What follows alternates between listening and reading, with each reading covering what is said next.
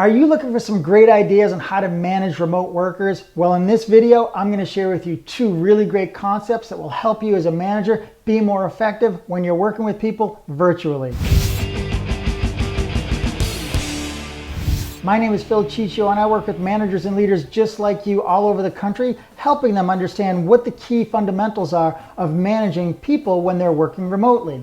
There are two essential things that I want to share with you on this video. Number one is that people feel isolated, and as a manager, you have to reduce that feeling of isolation as much as possible. What do I mean by isolated? Most people, when they're working remotely, if they're not hearing from their manager enough, they might feel like they're missing out on information. So I want to make sure that we don't create that for them. Giving them information, whether that's meeting with them every single day for just a few minutes on a video conference or a phone call, making sure that you're keeping them in the loop on emails. Just because you think that they have the information, they may not think that they do, right? And so make sure that you kind of wrap up the information and you send it out to everybody. So information, or the lack thereof, causes isolation.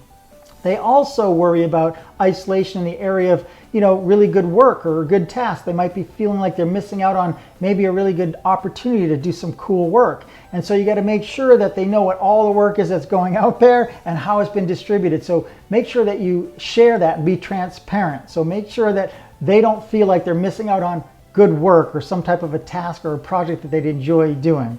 The other thing is they might feel like they're missing out on promotion, maybe some opportunity to grow within the organization or in the department. Make sure that they don't feel that way. Make sure that you're talking to them about their performance and where they're going and their succession within their role that they have. Make sure they don't feel isolated in any of those ways that can be detrimental to them and make it harder for you to be able to make the connections necessary when you're managing people remotely. So those are some of the things. Now, number two, okay?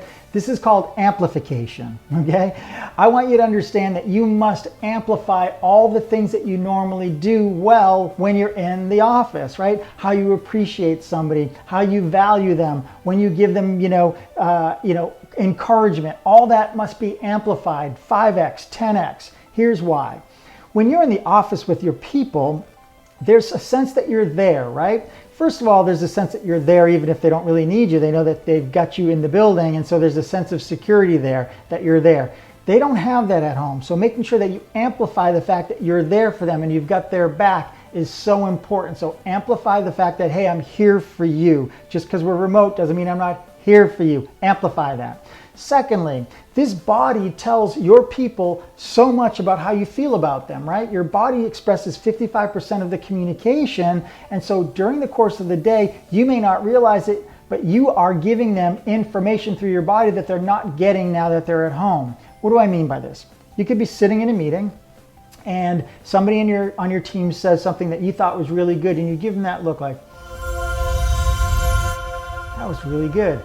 Just that look, right, that they're not getting anymore is missing for them. So you need to amplify that sense of, hey, you're doing a great job, or that was really great insight, by expressing that to them in hopefully a video conference. I can't stress enough to use video, right? Or when you walk by them sometime and you just let them know with a look that you've got their back, or when you just say, hey, I appreciate you with that look. All those things go away when we're working virtually, and the only time they're going to get it is when you schedule a meeting or you have a conference call where there's video. You might be able to do that via video, but it's a much harder thing to do, so we need to amplify all those things. Appreciation, encouragement, I've got your back. All the things that we normally do with our body or our presence now have to be amplified through words or emails, or if you can, on video.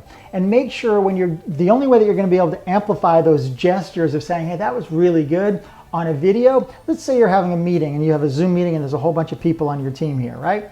And somebody says something that really has a good impact, or they made a contribution. Make sure that you give them the nod as if you would if you were in person. The only way that this is effective, though, is not if you're looking at the human being on the video. Maybe you're looking at one of these squares along the screen, that you're looking into the camera, right? So look into the camera and you say, hey, John, that was really good, and give them that look that you normally would do in person. But don't look at their image, look in the camera. That amplifies everything that we're talking about. So make sure we help them overcome isolation and we increase our amplification. Look, if you enjoyed this video, please hit like, and if you think that there's somebody that could benefit from this video and you want to share it with them, hit the share button. And of course, if you haven't subscribed to my channel, please do so, because I'll share more and more videos like this to help you become a better manager and a better leader. Thanks for watching.